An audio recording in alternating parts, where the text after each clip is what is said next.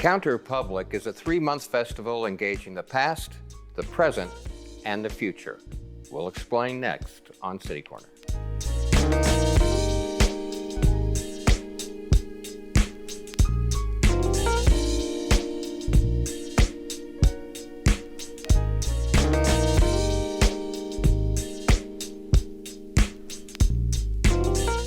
I'm Steve Potter, and welcome to City Corner. Counterpublic 2023 is off and running, and here to tell us more about it is the artistic director, that's James McAnally. James, welcome to the program. Oh, thanks for having me. Counterpublic, I think it's a thing a lot of people don't know about, although you've done it once.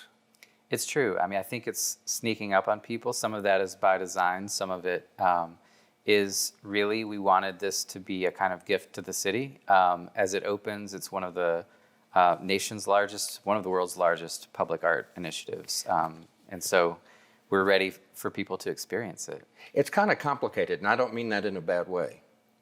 It's true. I think there are a lot of parts to it. So at core, there are 30 artist commissions running the full length of Jefferson Avenue, which is 6 miles long and runs from the far south riverfront all the way up to St. Louis Place. And plus some other things going on too, and we're going to get to all that. Well, there's a map. Now that that's up, that's the area you're talking about. This is where the main focus is, right? Definitely. The focal point is we start at Sugarloaf Mound, which is the last intact mound.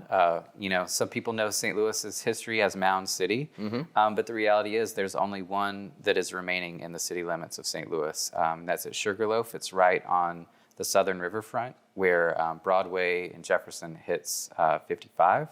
But it stretches the full length of the city. So we thought Jefferson was the right place to kind of unveil a project of this magnitude.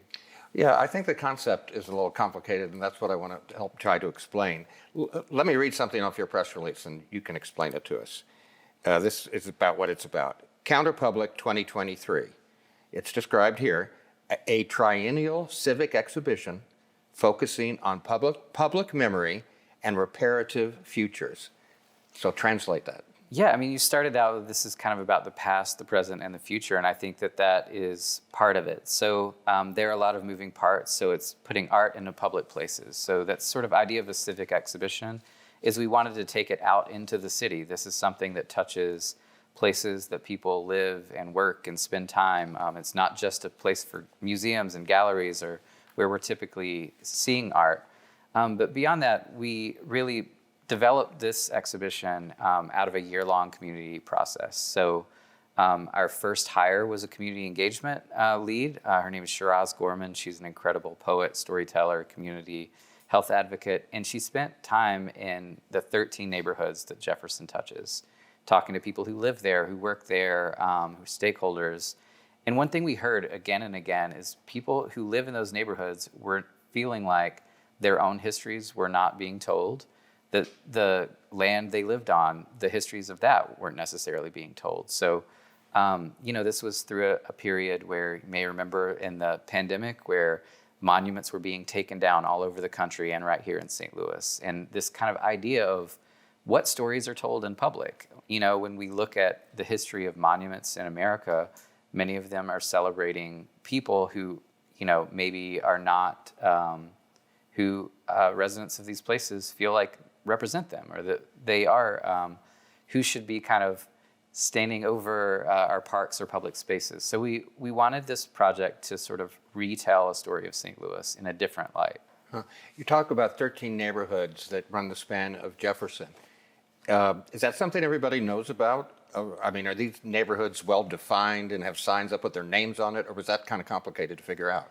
St. Louis is such a neighborhood city. I think that, but one thing we heard is why Jefferson? Jefferson seems like an odd choice, right? You have Grand and Grand Center, or, we're right here off Kings Highway. In some ways, Jefferson is a little bit, people think of it as a thoroughfare. It's almost like a mini highway. People drive on Jefferson, but the reality is it touches so many important historic moments. So I referenced Sugarloaf Mound, that's where the project starts, but it also moves north through Cherokee Street, through Benton Park, Lafayette Square, neighborhoods that we're certainly maybe aware of. But then, as it crosses Highway 40, it enters downtown, and that land, now we're sort of seeing so much redevelopment and so many exciting things like the new soccer stadium and Union Station and hotels being built.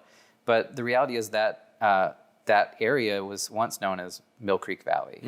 So for decades, this was a kind of thriving Black neighborhood where ragtime was founded, where jazz clubs existed and performance venues of all kinds. And it's like totally gone now, right? It's totally gone. Yeah. In the 1950s, it was one of the nation's largest urban renewal projects, completely tore down 20,000 buildings and 20,000 people were displaced at that time. The only remaining buildings are on the campus of Harris-Stowe State University.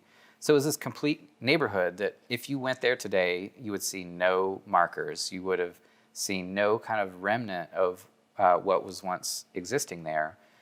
So in partnership with the soccer team and with the Brick Line Greenway and other partners, we have realized a permanent monument to that neighborhood with St. Louis artist Damon Davis. We kind of keep going along Jefferson and it crosses Pruitt-Igoe, which people may know some of the history of that housing I development. remember it from being a little kid. Of course, it's one of these things, images that circulate of St. Louis both here and outside, and it's all along Jefferson, but you don't really think about it. Well, speaking of images, we have some. So why don't we look at those and you can kind of tell us what that has to do with Counterpublic. So this is an image of Sugarloaf Mound, and it is really unique. So this came from the scrapbook of a woman named Joan Heckenberg, who owns and lives in a house on the mound. So Sugarloaf Mound is a platform mound, as you see here, and it has 3 tiers. The summit was purchased by the Osage Nation, who are the ancestors of the mound builders. So they have taken down one of the houses you can see here and are very eagerly trying to preserve this last intact mound. It's the last opportunity we really have to preserve this kind of sacred site. But the reality is 2 homes are still on it. And that's, of course, very complicated and gets to this question you said, what about reparative futures? And we're looking to this historic site through the lens of who lives there today, the ancestors who are alive and very active and thriving today, and kind of what is the future of this site is the question we're asking.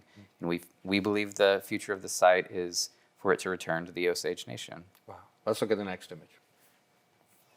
This is a billboard image that you can see if you drive by the mound. It's right off of Highway 55. So this was I was going to say, you can see that house from the highway, can't you? Almost. You can see the house from the highway, and now you'll see kind of art there, and you'll see billboard. This is an artist commissioned by a collective of Native artists called New Red Order, and they also have work on view at the St. Louis Art Museum.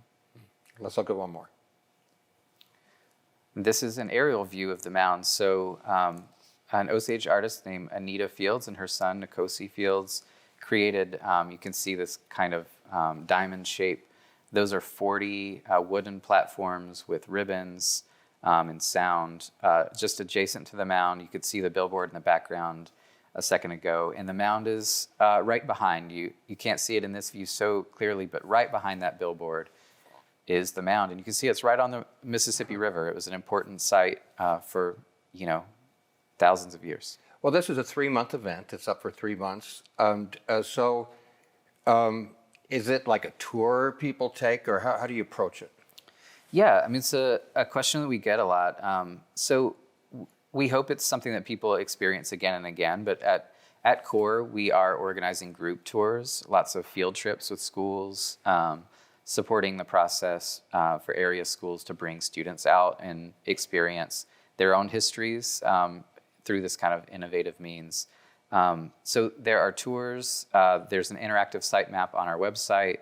We have exhibition guides all over the city that you can pick one up and explore. Well, how does the tour work? I mean, do you start at a specific point, like the south end of Jefferson, and go north, or is there a rhyme or reason to it?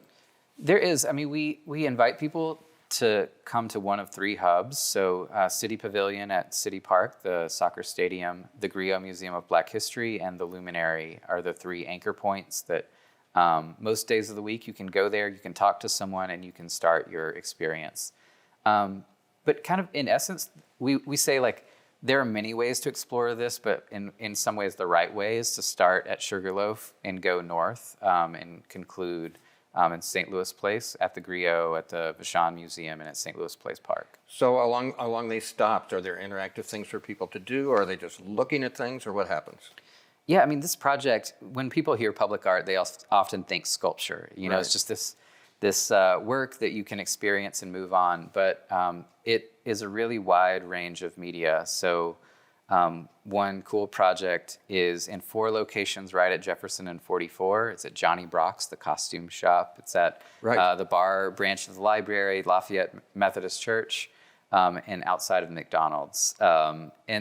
And there's a film showing that was shot right in those 4 locations and then is being screened there again. So it crosses music, film, performance, really. When you say a film was shot there, what kind of film? It was an artist named Will Rawls, and he worked with curator Catherine Reynolds to create a project. It's stop motion. So he had a performer, the artist is a choreographer, and so she's going through a series of movements, but he shot it on stop motion, so it's individual images. It's a very labor-intensive way of making a film. It sounds like this whole event is, of course it's for the public, but it's also for the artists. Yeah, it's a really exciting meeting point, I think. You know, I've always talked about contemporary art is meant to be sort of speaking about our time, our place. And I think that this is a really interesting because there are 30 projects, as I mentioned before, but every single one of those is brand new. It was designed, built for St. Louis and in response to St. Louis. Nothing was kind of exported in or could be experienced anywhere else. So it's a really unique opportunity for the artist to explore and create something new, but also, I think, for us as an audience to experience something new. Counterpublic 2023. We have more to talk about, and we'll continue this conversation right after this.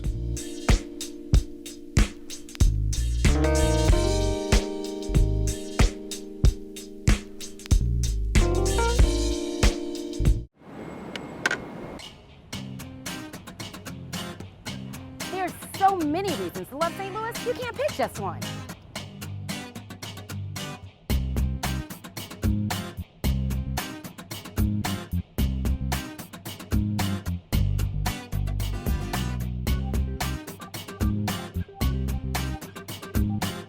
From the arts, architecture, and culture.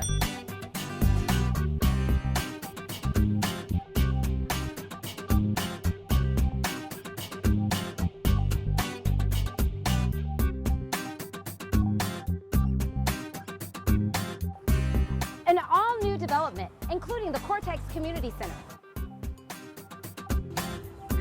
And you're never too far from great music and entertainment.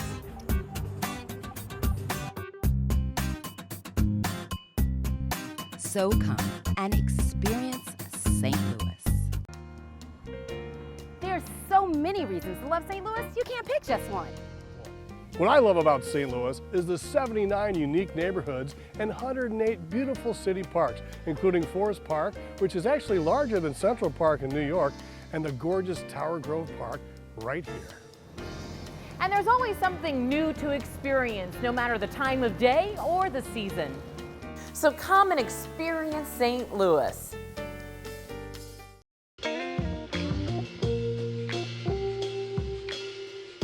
After you joined our family, it was like, I really do feel complete now.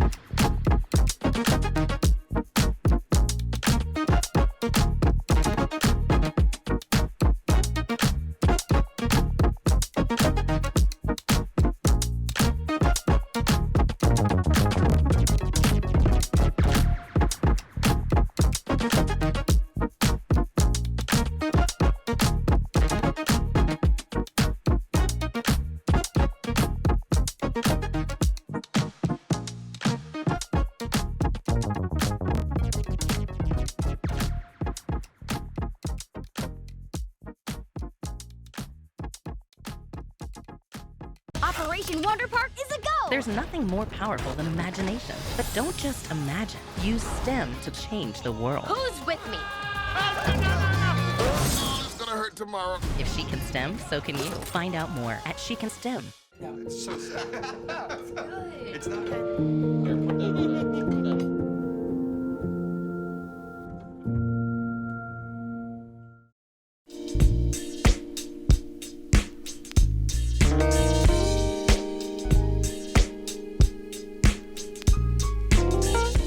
I'm Steve Potter. Welcome back to City Corner. James McAnally is our guest. He's the artistic director to Counterpublic 2023, which is a 3-month festival. Is that the best word? Festival is great. Public art festival. Public art festival. Before I go any further, though, if you give us a little background on how this came about. Number one, you call yourself a triennial, which means it happens every 3 years. However, COVID messed things up for you and a lot of other people. So your first one was actually 4 years ago. You had to skip a year there, right? Right, yeah. I mean, the project started in 2019 under an organization I was a co-founder and co-director of at the time. So we did a version in 2019 on Cherokee Street. So it was meant to bring art into the kind of everyday spaces of that neighborhood, whether that was a tea shop or a Mexican bakery, vacant lots.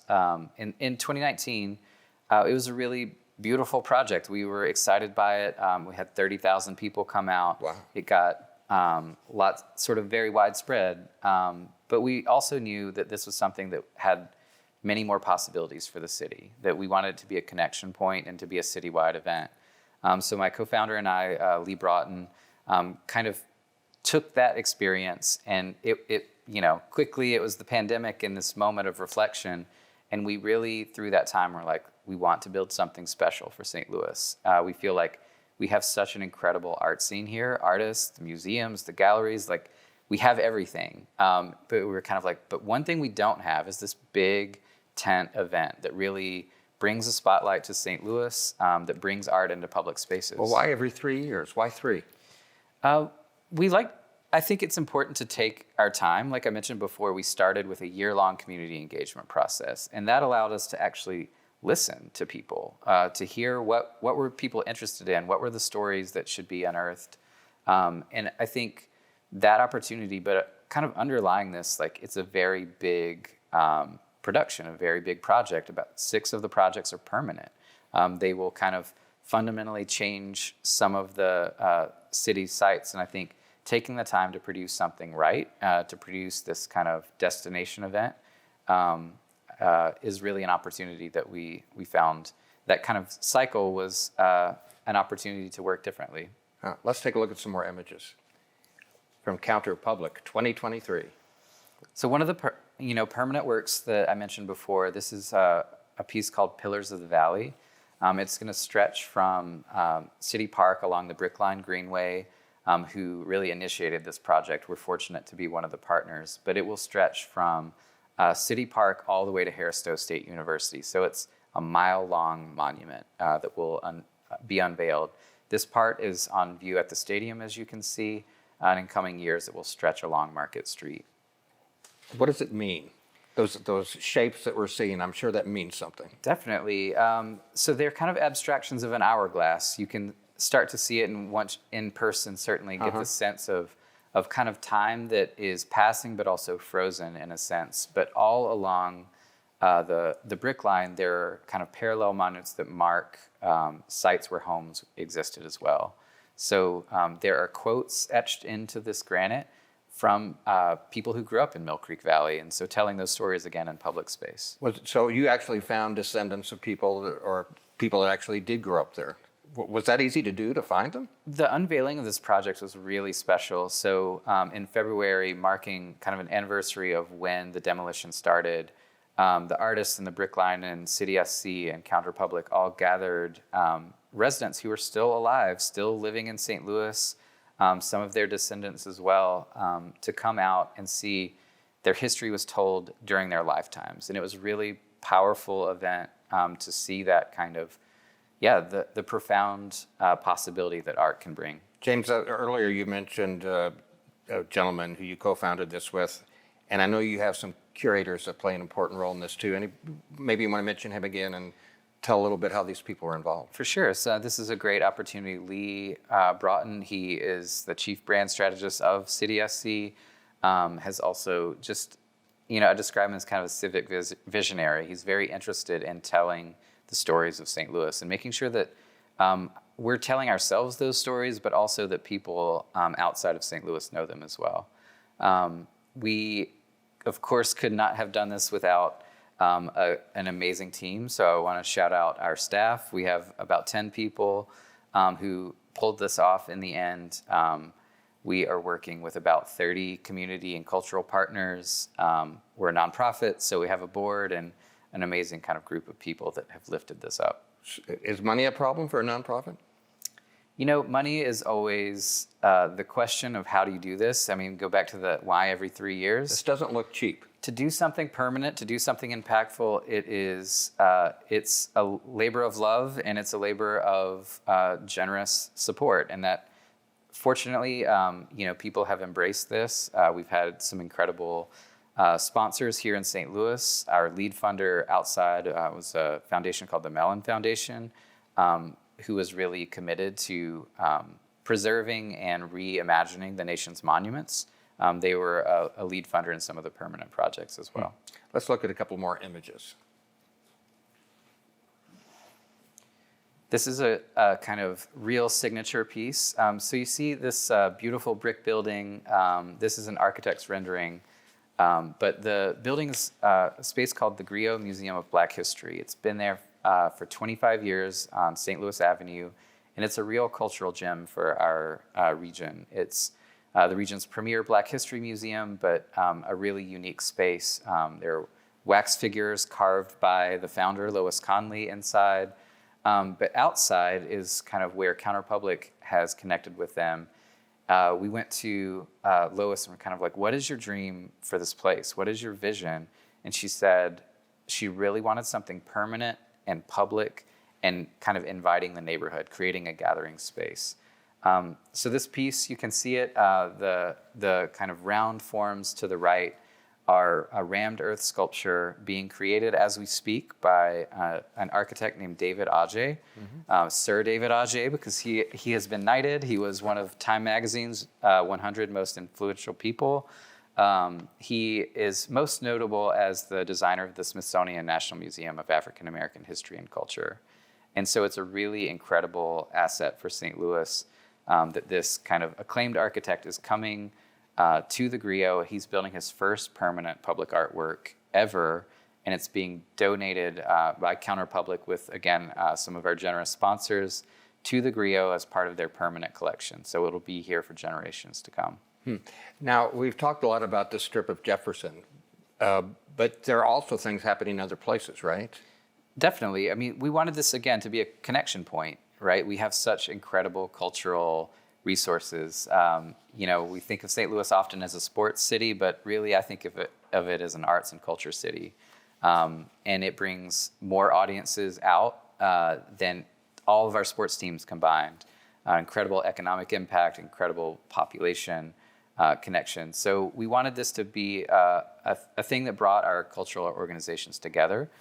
So there are exhibitions at the St. Louis Art Museum, at the Kemper Museum on WashU's campus. Our opening weekends events were at the Pulitzer Arts Foundation and Contemporary Art Museum. So really this is something that, is a great connector point. Let's take a look at a couple more images in the few minutes that we have remaining. This is a kind of closer view of that rammed earth sculpture by David Adjaye. You can see it indoors. It looks a little bit different here in St. Louis. It used local materials that were compressed into an innovative rammed earth building technique used in African architecture. Let's go to the next one. This is a view of an artist named Jordan Weber. You can see his temporary installation across the street from Union Station at Memorial Plaza, where he has kind of a temporary installation of obsidian stone sculptures.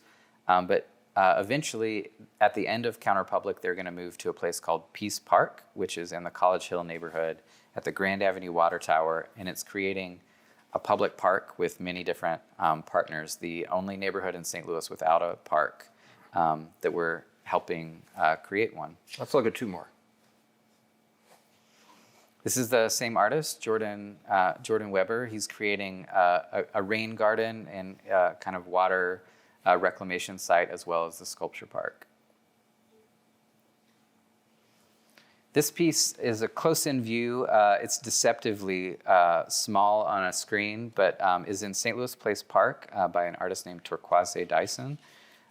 This piece is about 80 feet long by 40 feet, and it's kind of honoring Scott Joplin, the founder of Ragtime, one of our native sons here in St. Louis. So this piece, you walk inside, there is sound playing snippets of Ragtime, playing new music, and there will be several special performances What here an as well. experience, huh? Yeah. Huh, interesting. What was it like, what kind of process was it to bring these artists together? It's really interesting. I mean, we have, again, such incredible artists here in St. Louis. So a core are St. Louis-based artists. I would shout out Tim Portlock, who has created a piece right across from the site of Pruitt Igoe. Samaya Sudduth, who has a permanent mural on Jefferson and a mobile kind of sound studio at Rung for Women, just off of Jefferson. So we really started looking around like, what are the right artists to bring into public space, into dialogue with our places here? And don't you have some sort of illustrated catalog? Would that be helpful for people? Definitely. We have a full color printed catalog. We have a map that people can have with information. Every site you go to has details about the work, so that there's lots of information out there. But also looking at our website and Instagram is a great way to follow along too. And what's your website? We're counterpublic.org and Instagram at Counterpublic. Mm-hmm. So what would you like, and there are the dates, April 15th through July the 15th. Is it 24 hours a day, or? Most of this is in public space, so a lot of this you can experience anytime, kind of dawn to dusk, really. But pieces like at the soccer stadium you could see anytime, day or night. We recommend our hubs are open Wednesday through Saturday, so there you can get your coffee, get your guide, and talk to someone and ask and questions. go, because Counterpublic 2023 won't be back for another 3 years, and it'll be a little different then too, right? It's going to be in a different location, a different concept. So again, we'll start over the community engagement process. We're going to work with different partners. Very good. It'll change every time. Well, I hate to cut you off because I could probably talk to you another hour about this. James McAnally, thank you so much. Counterpublic 2023. Be sure and check it out. And thank you so much for dropping by and telling us all about it. No, thank you. We hope to see everybody on Jefferson Avenue this summer. There you go. Thanks. I'm Steve Potter. That's all we have for City Corner this time. Thanks for being a part of it.